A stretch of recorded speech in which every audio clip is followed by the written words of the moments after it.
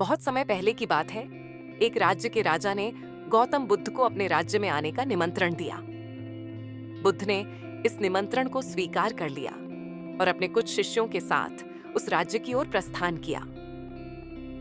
राजा ने बुद्ध का आदर पूर्वक स्वागत किया और उनसे विनम्रता पूर्वक निवेदन किया कि वे कुछ दिनों तक राज्य में रुककर प्रजा की समस्याओं का समाधान करें और उन्हें धार्मिक मार्गदर्शन प्रदान करें।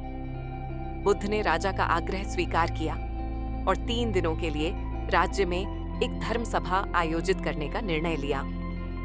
बुद्ध के आगमन का समाचार पूरे राज्य में फैल गया और पहले ही दिन भारी संख्या में लोग धर्म सभा में एकत्रित हुए। उसी राज्य के एक चौराहे पर एक भिखारी बैठा रहता था।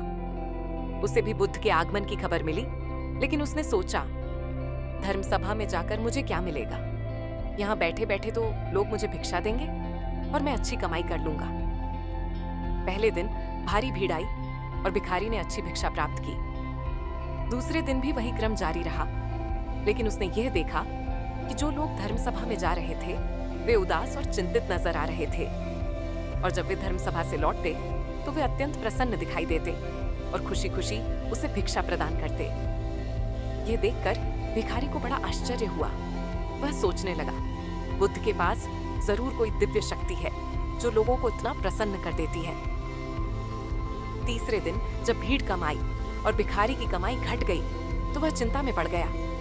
उसने सोचा, जब बुद्ध सभी की समस्याओं का समाधान कर रहे हैं तो क्यों ना मैं भी जाकर अपनी गरीबी का समाधान पूछूं। ये सोचकर वह भी धर्म सभा में पहुंच गया। वहां बहुत लंबी कतार थी। बड़ी मुश्किल से उसकी बारी आई। बुद्ध के सामने पहुंचकर उसने श्रद्धापूर्वक प्रणाम किया और कहा, प्रभु, इस राज्य के सभी लोग सुखी और समृद्ध हैं, परंतु मैं ही गरीब क्यों हूं? बुद्ध ने उसे देखा और बोले, तुम गरीब इसीलिए हो क्योंकि तुम हमेशा मांगते रहते हो, परंतु कभी किसी को कुछ नहीं देते। तुम ये सोचते हो कि लोग तुम्हें भिक्षा में बहुत कुछ देंगे, लेकिन तुम स्वयं किसी को कुछ भी देना नहीं चाहते। ये सुनकर भिखारी आश्चर्यचकित होकर बोला, हे प्रभु, मैं लोगों को क्या दूं? मैं तो खुद भीख मांगकर अपना जीवन यापन करता हूं। मेरे पास देने के लिए कुछ भी नहीं है। बुद्ध मुस्कुराए और बोले, तुम बहुत भोले हो। भगवान ने हम सभी को बहुत कुछ दिया है जिसे हम दूसरों के साथ साझा कर सकते हैं। तुम्हारे पास एक मुस्कान है जिसे तुम दूसरों को दे सकते हो, जिससे उन्हें आशा और खुशी मिल सकती है। तुम्हारे पास आवाज है जिससे तुम मीठे बोल बोलकर लोगों की प्रशंसा कर सकते हो। तुम्हारे पास 2 हाथ हैं जिनसे तुम दूसरों की मदद कर सकते हो। तुम्हारे पास एक स्वस्थ शरीर है जिससे तुम मेहनत करके अपना जीवन यापन कर सकते हो, न कि भीख मांगकर।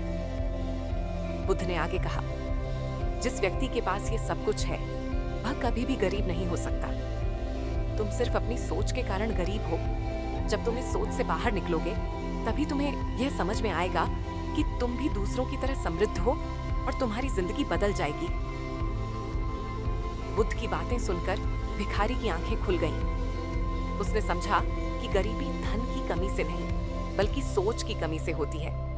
उसने यह निर्णय लिया कि वह अब भीख नहीं मांगेगा, बल्कि मेहनत करके अपना जीवन यापन करेगा और दूसरों की मदद भी करेगा। ये कहानी हमें यह सिखाती है कि भगवान ने हमें बहुत कुछ दिया है जिसे हम दूसरों के साथ बांट सकते हैं। जब हम अपनी सोच को बदलते हैं तो हमारी जिंदगी भी बदलने लगती है। आप कितने भी अमीर क्यों ना हो, अगर आपका शरीर उपयोगी नहीं है तो वह पैसा भी किसी काम का नहीं है। और वहीं अगर आप गरीब हैं लेकिन आपका शरीर बिल्कुल स्वस्थ है तो आप अपने आप में एक अमीर व्यक्ति हैं।